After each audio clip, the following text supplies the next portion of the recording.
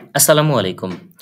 সম্মানিত সরকারি চাকরিজীবী কর্মকর্তা ও কর্মচারীবৃন্দ, আপনাদের বহুল কাঙ্ক্ষিত নতুন পে স্কেল নিয়ে আজকে ১২ই নভেম্বর ২০২৫ দুপুরে অর্থ উপদেষ্টা সচিবালয়ে মিটিং শেষে ব্রিফ করেছেন। সেই ব্রিফটি আপনারা শুনুন যমুনা টিভির বরাতে।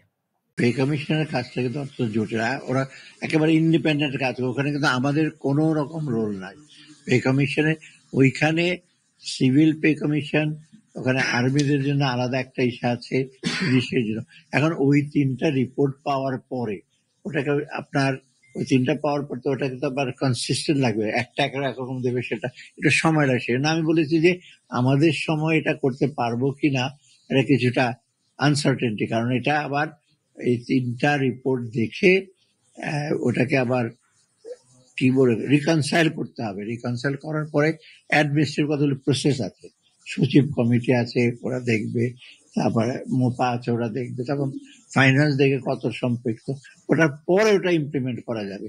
অতএব একেবারে আমাদের সময় যে ইমপ্লিমেন্ট করে দিতে পারো সেই জন্য আমি বলেছি যে এটা আমরা একটা পুরোপুরি একটা সেট আপ, একটা রিপোর্টটা পাওয়ার পর একটা মোটামুটি একটা ফ্রেমওয়ার্ক দিয়ে যাব।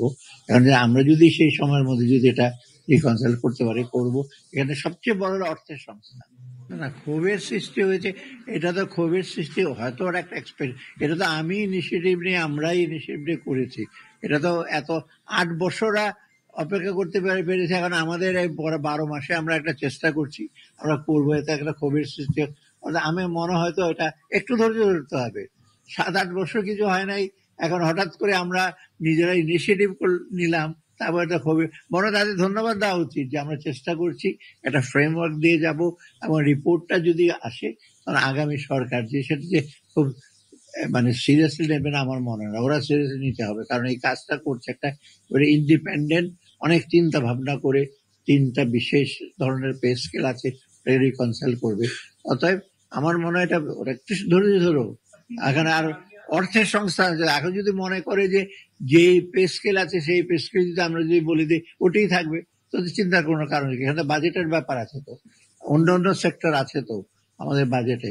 পে স্কেল ছাড়া তো আমরা স্বাস্থ্য খাতে, শিক্ষা খাতে, ওগুলো অন্য উন্নয়ন ব্যয় আছে, সেগুলো তো আমার দেখতে হবে।